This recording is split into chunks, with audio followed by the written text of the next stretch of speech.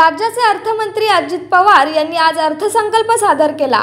त्यामध्ये नवी मुंबईमध्ये महाराष्ट्र भवन तसेच महाराष्ट्र लोकसेवा आयोगाच्या कामकाजासाठी स्वतंत्र कार्यालय स्थापन करण्यासाठी तरतूद करण्यात आली आहे।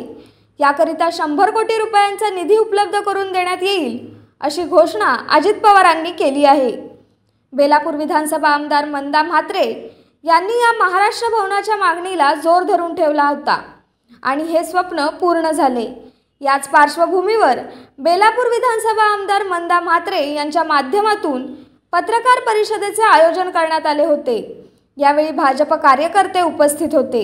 या प्रसंगी पत्रकारांशी बोलताना सुहासिनी नायडू यांनी असे सांगितले की मंदा म्हात्रे या कोणत्याही श्रेयासाठी काम करत नाहीत, तर त्यांचं काम हे नेहमीच बोलत असतं, असे सुहासिनी नायडू यांनी सांगितले।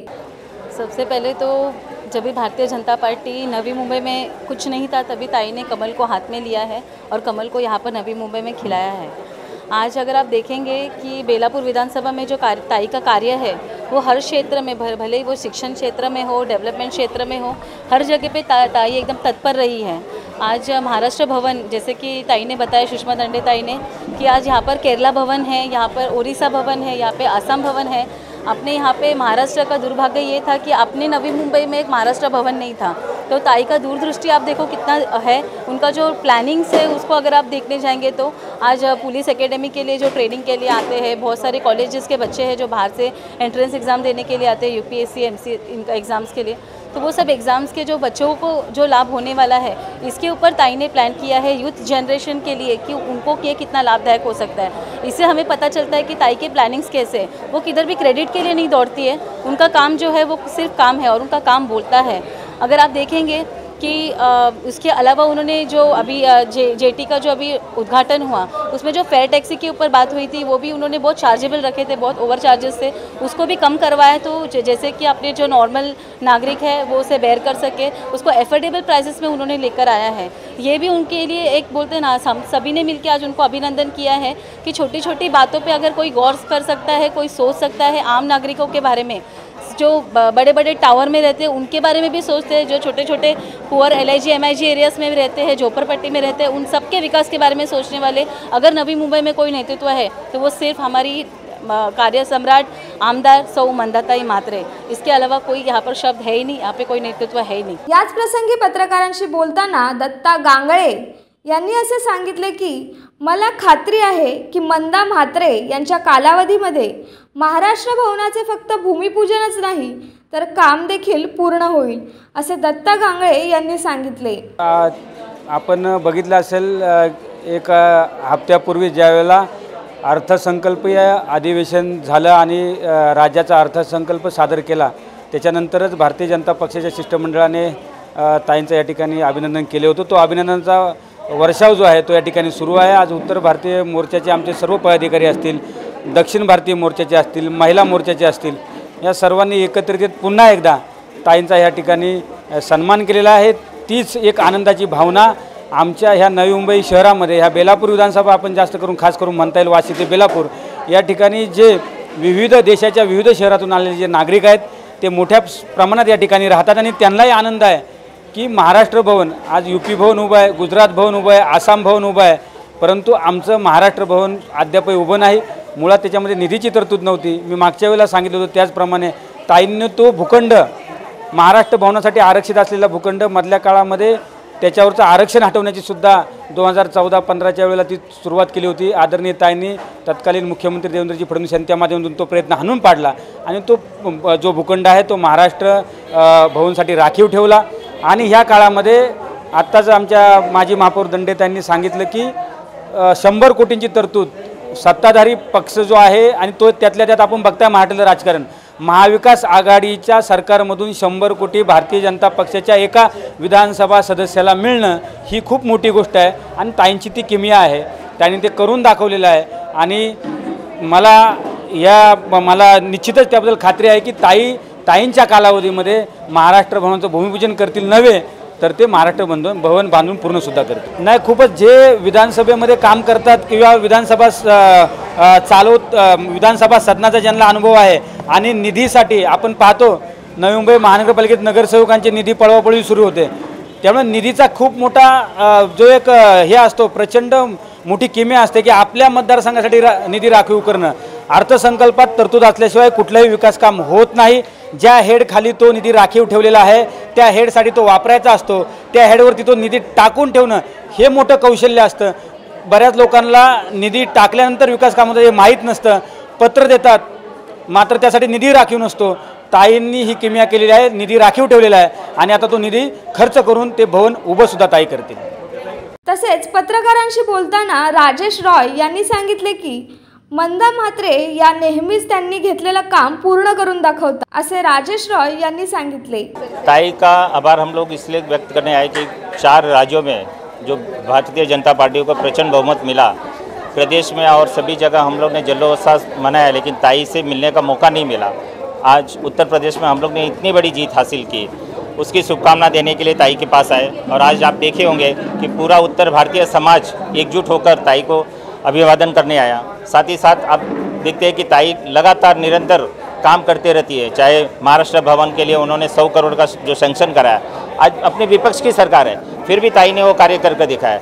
चाहे हॉस्पिटल का काम हो, चाहे उत्तर भारतीय समाज के लिए मैंने कभी भी कुछ फ़ोन किया होगा, हमेशा ताई का सपोर्ट मिला है. इसलिए आज हमारे समाज के सभी लोग मिलकर ताई का स्वागत करने आए, अभिनंदन करने. जैसे मोदी जी का नारा है सबका साथ सबका विकास, आज नई मुंबई में सभी राज्यों का भवन है, चाहे उत्तर प्रदेश का हो, चाहे हिमाचल का हो, चाहे उत्तराखंड का हो, चाहे अपना साउथ का हो, लेकिन महाराष्ट्र भवन नहीं था. तो उसके लिए ताई ने जो कार्य किया, उनकी इसके लिए जितने भी सराहना की जाए, वो भी जबकि अपनी सरकार नहीं होते हुए भी, तो जितनी भी सराहना की जाए वो बहुत कम है. और लगातार इसी जो उनकी कार्य करने की शैली है, उसी के ऊपर सभी लोगों को एक आत्मविश्वास पैदा होता है कि अगर कोई कार्य रहेगा तो ताई जरूर वो हमारा करके देगी. इसमें तो कोई शक ही नहीं है कि कोई भी कार्य, मैं जैसे बोला ना कि कोई भी कार्य आज तक ऐसा नहीं हुआ कि मैं उन ताई के पास लेकर गया हूँ और ताई ने उसे पूरा नहीं किया हो. चाहे वो कोविड का काल हो, चाहे एडमिशन की बात हो, चाहे और भी सामाजिक जो बात है, क्योंकि ताई क्या है एकदम फैक्ट बोलने वाली है. जो भी रहेगा, जो कार्य हो सकता है उसी बात को ये बोलती है और करके दिखाती है. या प्रसंगी पत्रकारांशी बोलताना आमदार मंदा म्हात्रे यांनी सर्वांचे आभार मानले व त्यांनी केलेल्या या सन्मानाने माझी जबाबदारी आता वाढली आहे असे सांगत नागरिकांच्या माझ्याकडून असलेल्या अपेक्षा मी पूर्ण करण्याचा प्रयत्न करेन असे म्हणत आमदार मंदा म्हात्रे यांनी सर्वांचे आभार मानले. आज लोगों ने आकर मेरा जो सम्मान किया उससे मेरी जिम्मेदारी बढ़ गई है, क्योंकि लोग मेरे से बहुत अपेक्षा रखते हैं कि मैं क्या क्या काम करना चाहिए.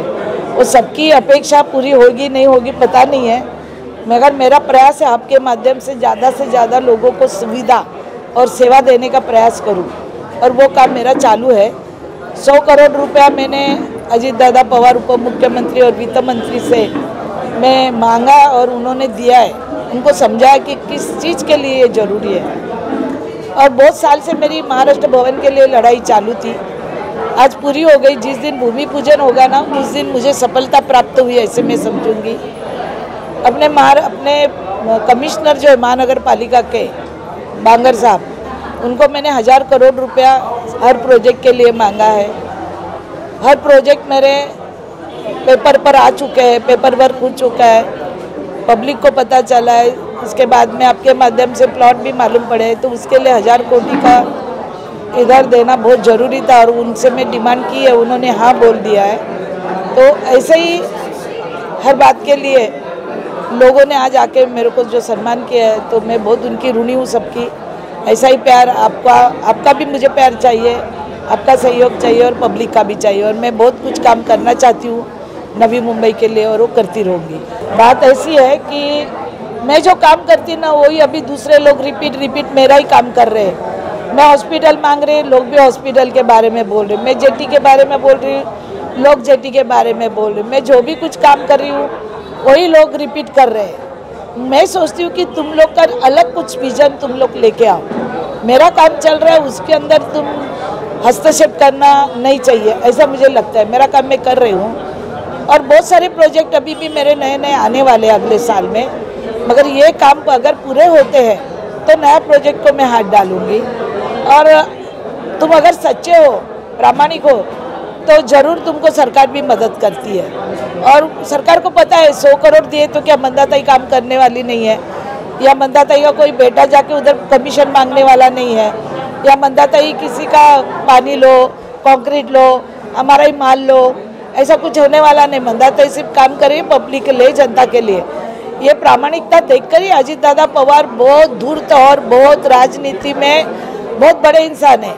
उसको नवी मुंबई का हर इंसान का पता मालूम है तो कौन कितना पानी में है। और जिस दिन मैं बोला उस दिन ही उसने हाँ कर दिए कि मैं इस बार तुमको बजट में पैसा जरूर दूंगा। गए टाइम 29 लाख दिए थे, खाली 29 लाख में तो ज़मीन का भी पैसा नहीं हो रहा था। मेरे काम में सच्चाई है, पहली बात तो ये मैं सबको आपको बताना चाहती हूँ। अगर सच्चाई से कोई भी काम करना चाहता है तो कोई भी सरकार होगी ना, उसको झुकना ही पड़ेगा। कल सरकार ने काम नहीं की तो मैं आंदोलन कर सकती हूँ, मैं मेरा पद का इस्तीफा दे सकती हूँ।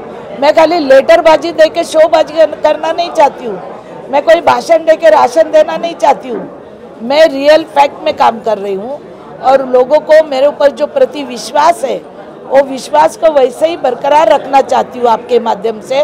और ऐसे ही विश्वास रहेगा तो कोई भी सरकार रहने दो।